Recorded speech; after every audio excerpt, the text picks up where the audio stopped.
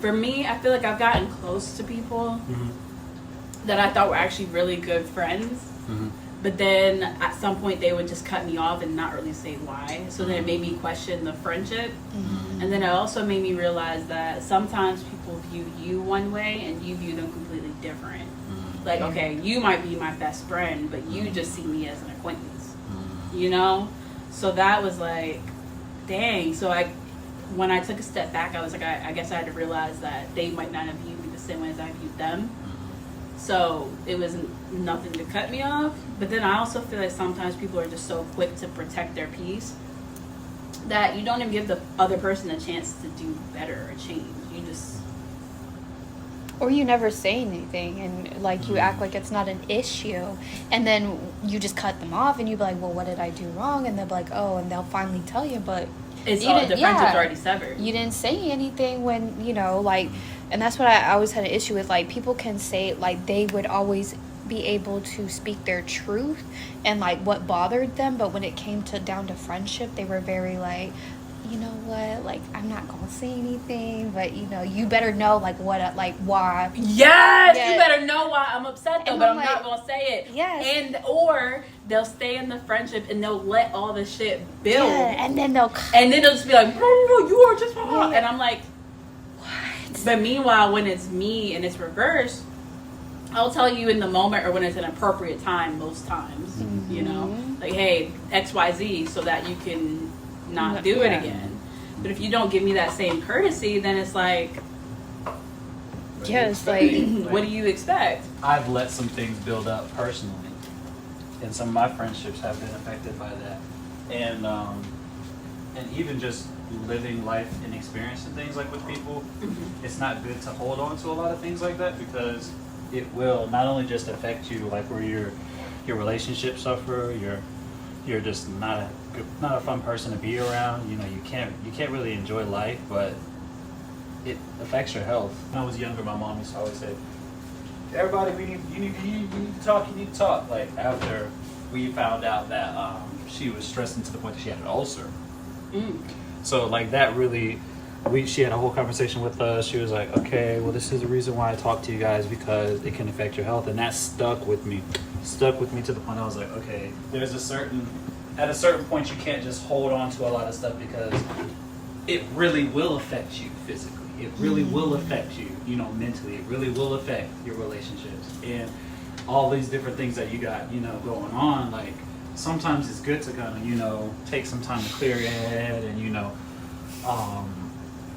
really give yourself that space to have those feelings, but you still have to, you know, for me, like, okay, I gotta come around, I gotta say what I gotta say, I have to do what I have to do. And it's like, whenever I saw that, for me, my relationship would get to the point, it's like, okay, Chris, you can't keep, you know, if there's something that's happening or something that you're going through, you know, you gotta say something about it, because you can't expect everybody to, you know, recognize the fact that, you know, I did this and there's, you know, that bothered me, or I did this and, you know, oh, that really got under my skin, or, oh, you know, you said this, and it's like, oh, I forgave you for it, you know, because of whatever the case may be. And now, you know, here we are in this place, and it looks like I'm throwing off on you. I'm bringing up all these problems. I'm bringing up all these issues. I'm bringing up all these, you know, and it's like, well, you should have said that. So right, and then that can also adversely affect your friendships, because you're letting something build up for somebody, and then that might affect how you show up for them. So then you're also looking like a bad friend because you didn't get what you needed to get off your chest. So now it's like, well,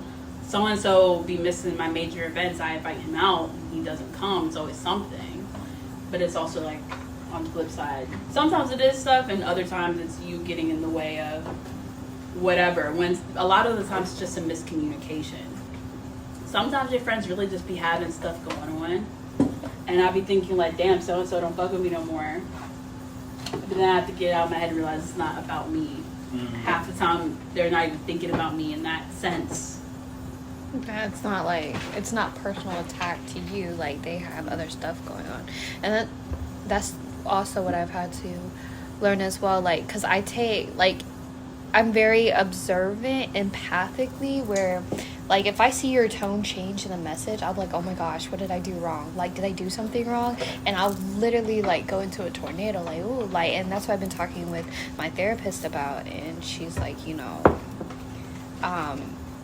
that it's like a thinking trap, you know, because you let your emotions spiral into all these, or your thought, or like your emotion or your thought spiral into all this stuff, and it's like a domino effect, like then like so I learned that too, that I can't take like just because like they may be answering different, but they probably have stuff going on that I don't even know about, but I'm taking it personal, like, oh my gosh, like they don't like me, like what did I did something wrong, or you're just reading too much into it. Yeah. No, I definitely read too much into it. Sometimes I'm too that hyper focus, and then Yes. you start thinking on stuff, and then you start making stuff, and I'm then like- it ends up being Yeah, when really it's like, man, I was at work texting you, girl. Yeah. I was getting my damn nerves. You know what I'm saying? Yes. Nobody get that. That's why I man. just, I don't know. I've lost a lot of friendships. Like, what's it called? I've lost a lot, but I feel like sometimes they were meant to, but sometimes they have come back. Like, you know, Yeah. when we needed that space, that time away, because, like, we don't want to hurt each other. So, like, you were saying, like, you would let it build up, and then you wouldn't say anything. But me, I would always say something, but then it was a problem that I always said something. Because then it was like, oh, like, you always have an issue, or, oh, like, That's is not it like something? somebody who really gives a fuck. Yeah, and I'm like, no, like, it's not even that. I'm just like, you know, hey, like, it hurt my feelings, but, or, like, this is why, like, you know, I feel the way I feel. And I would explain it to them, and then they would be like, they just couldn't understand, and that I was complaining. So I was just like, you know what, like, But see, regardless of romantic or friendship, that's a big thing in determining the success of that relationship is, do they give you space to express yourself as you are, and when you have emotions about them and about a situation. Like, if they can't even hold space for you to say how you feel, what is that relationship really?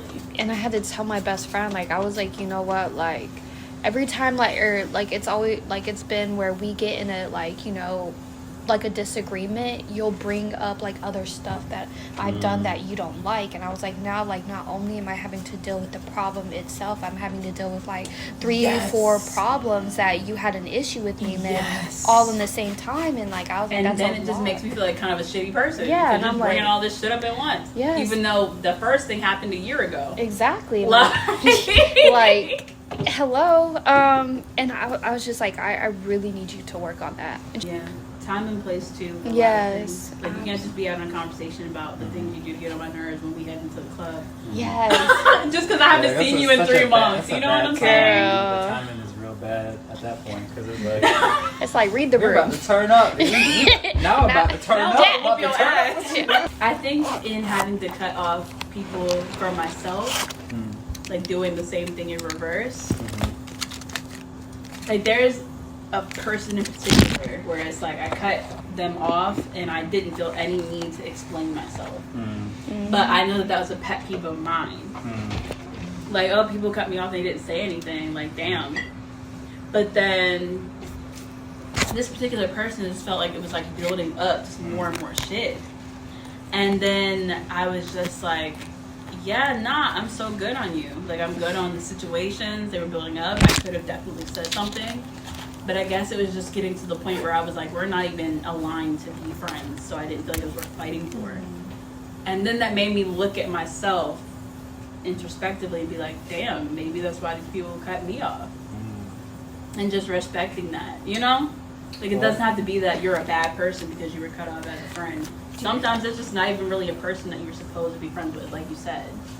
But when we don't say anything, it gets built up, and eventually it's going to come out somehow. Whether it's a healthy conversation, you go your separate ways, or a whole build-up. Do you feel like maybe every friendship maybe needs like closure? Outside of this one person, and I might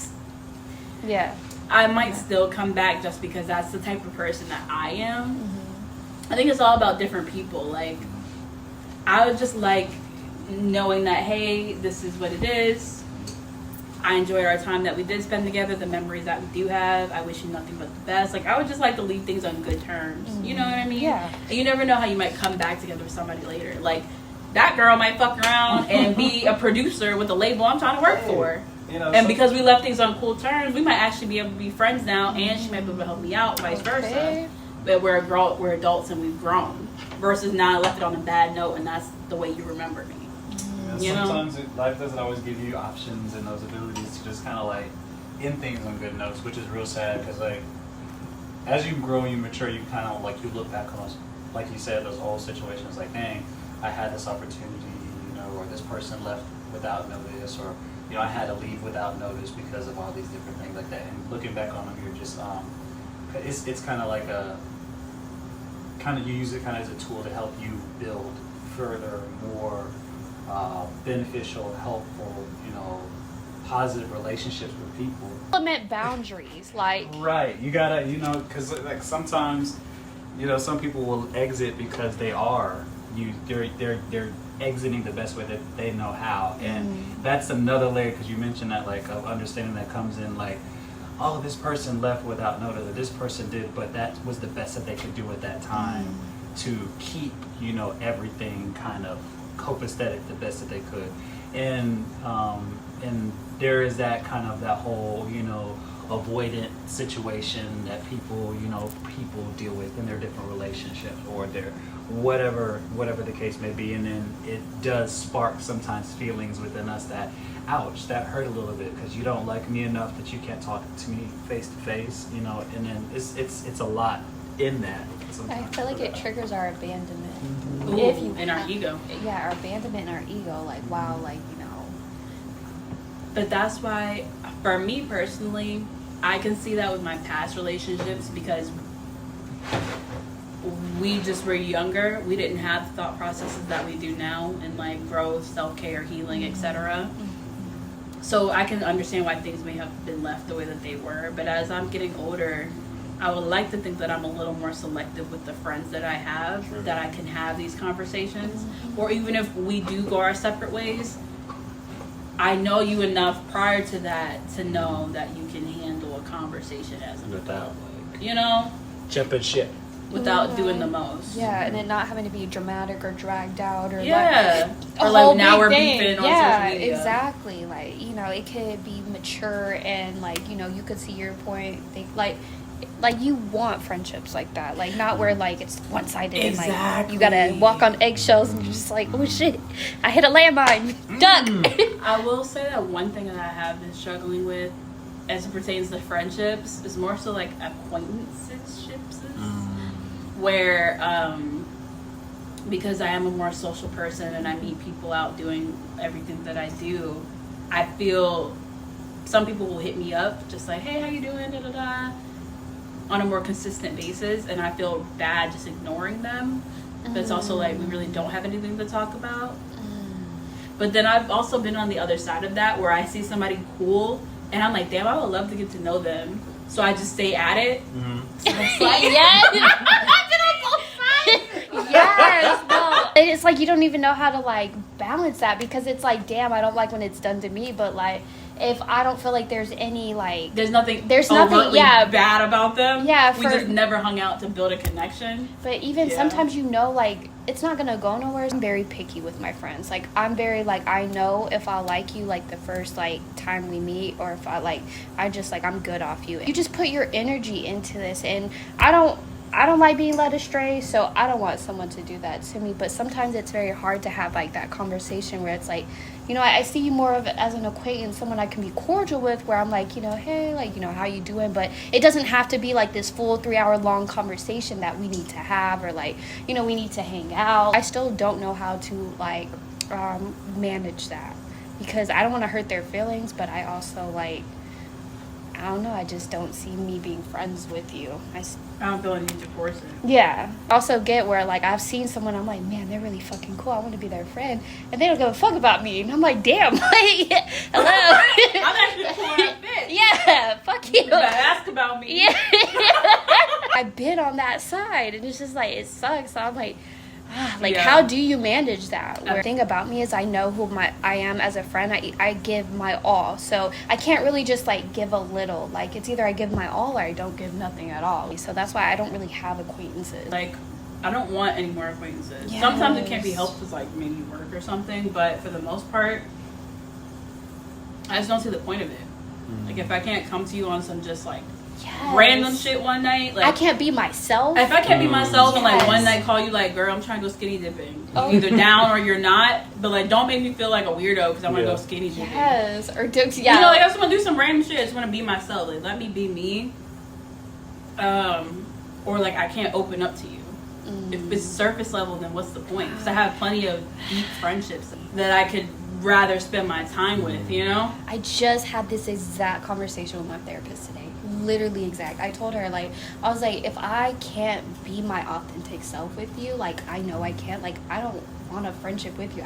I know me as a person, and that's what I told her. I'm very picky, like, with people because, I like to know that I can be like my stupid self and I feel like I think also in life like it's so short. Why like be around people like you know like who like you don't give a fuck, like they don't give a fuck about you. Yeah. There's nothing there. It's like because a lot of these girls in particular, they get with each other because they all look good. It's like the social media flex. And so it's like.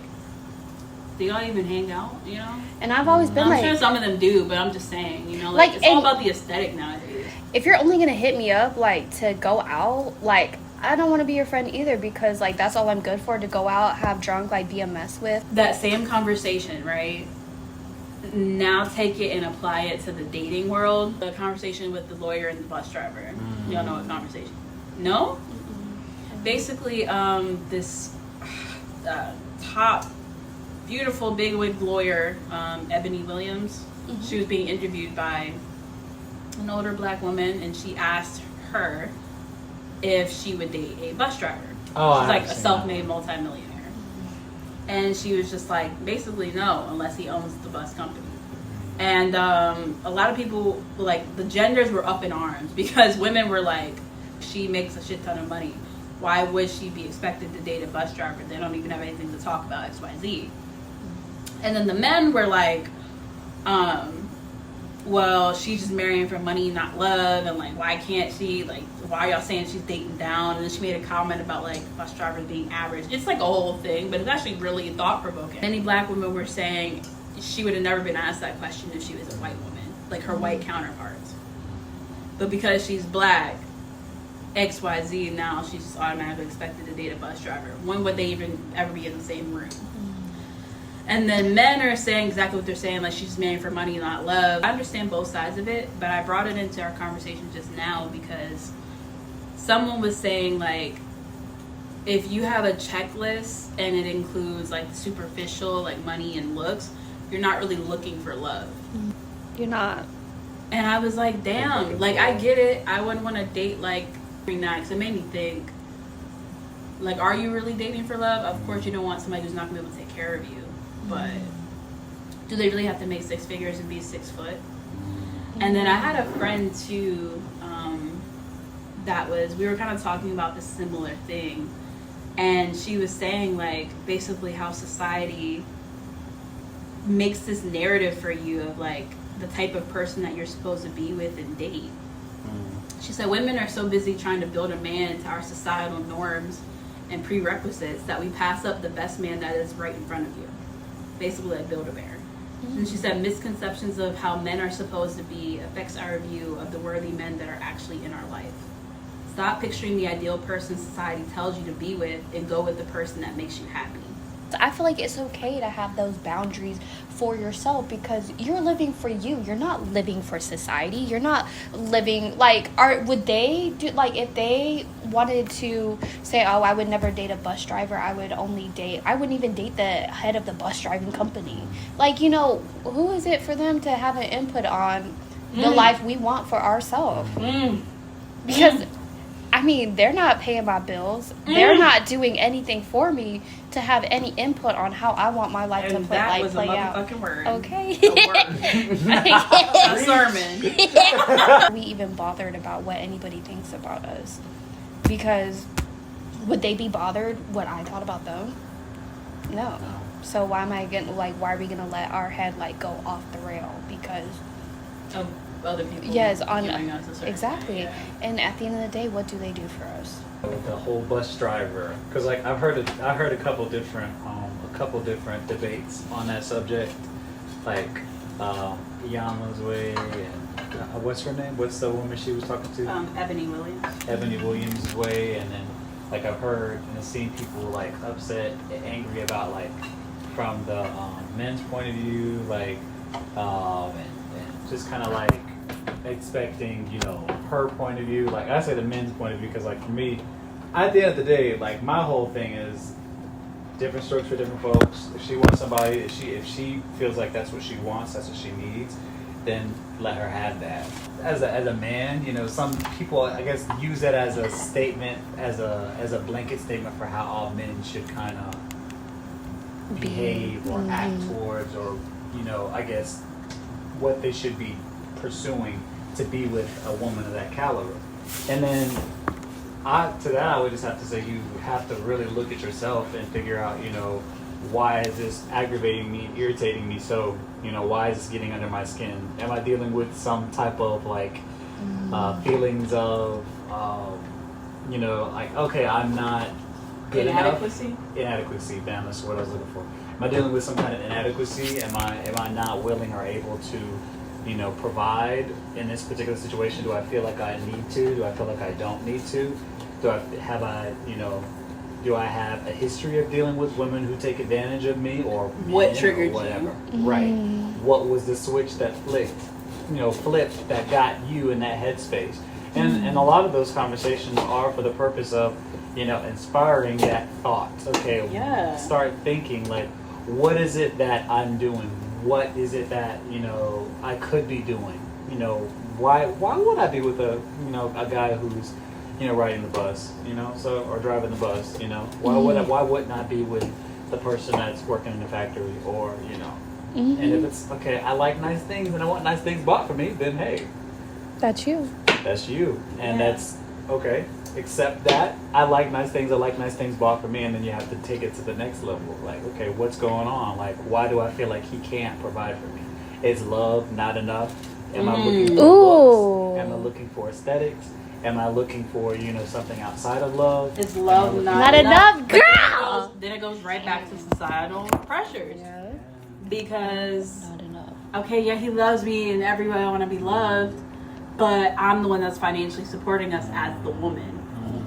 And I don't care what you say. I feel like when the woman is financially supporting, it demasculizes the man and masculizes the woman. Like I feel like it goes out of whack. But that's every couple's individual preference as well. What works true. for some might not work for others. I just know for me, and I feel like for most women, we don't want to be the head breadwinner. We It's just, don't. I can meet you. We can both be making 6 or 7 figures. Cool, I would love that. But I'm not trying to be making 6 and you're making 5. Because now So that's something I have to sleep with. You have to deal with, because you're not. It's not even just like. It's the what comes from being with somebody who's making that much Like the class less difference. than you, and not even just so much the class difference, but like the whole, like because there is, and I will say, coming from a man's point of view, you know, if my finances and my money's not right, I'm not trying to be with nobody, because I want to make sure that everything is how it needs to be, so I can, you know, not only take care of myself, but also be able to provide and contribute to whatever we have collectively. So, with that being said, you know, if it is a situation where my finances aren't in a good place, and I'm with somebody who's making so much more, there is going to be like a point where it's like, I'm Basically, not good they're enough. funding you. Pretty much. Because, like, the shit they want to do, you can't afford. Let's be real, though. Like, you're trying to eat at the Four Seasons and have a staycation from Tuesday to Friday. Baby, It's still my working hours. You getting that kid's free milk. can't- That's what I'm doing. And I can't afford to be off work right now, ma'am. But you want to do this because you love me. Now you funding this shit. And it's embarrassing. I will say, as a man, like, we do like to be the one. Not to- go home. Yeah. And maybe it's just like how I was raised, and just maybe how I personally, because like I do I will look at things from, you know, from a grand scheme, like to different sorts of different folks, but I do have to say, like, how I was raised, it does play into how your relationships are established with most people. You know, your parents' relationship plays a role into the relationship that you have with, you know, your significant other. So I will say that coming from an environment where it is kind of, you know, that whole a man that don't work don't eat kind of mentality, it does, I will say that it does put you in a space where if your finances aren't where you want to be, where you want them to be, there is that feeling of, okay, I'm not good enough, or, you know, or she's the one that's controlling me, or, you know, I'm her, you know, I'm her child. And then sometimes you will see that there are people, whenever there is a large disparity in financial, you know, whatever the case may be, you do find that there's a lot of friction in the relationship. So, you know, it's a lot of things that come in that, and it's like, where you trade one problem, you get another one. Yeah. You know, you end up with situations where, you know, you're in an unhappy relationship with somebody just for the sake of, you know, a dollar, or you find that you're in a relationship with somebody who's, you know,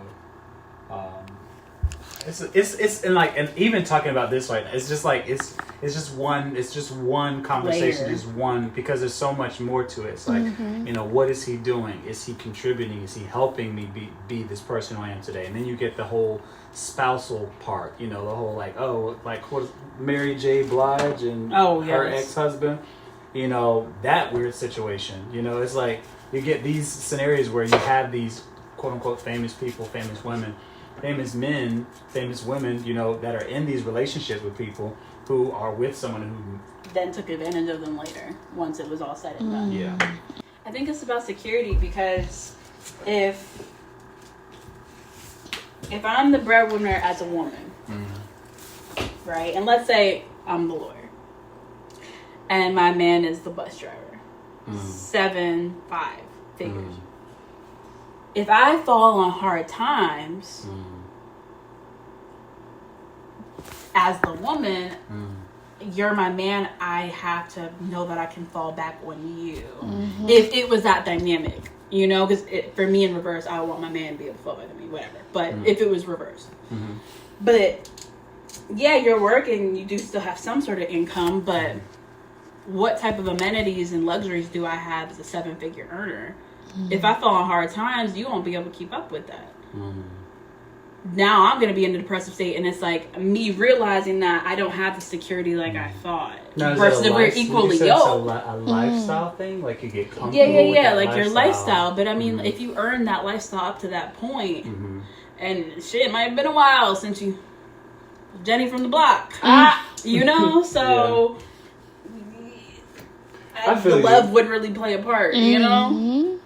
Because now I'm Jenny again, and damn it. I think that was got to do with it. Fuck love. Absolutely. I mean, and that's just facts. Once you get accustomed to a lifestyle, you know? And especially, like she said, if you earned it, like, you know, it's just like, damn, like, I did all this. I got to this space. Basically, it's the conversation of would you trade in your lifestyle for love?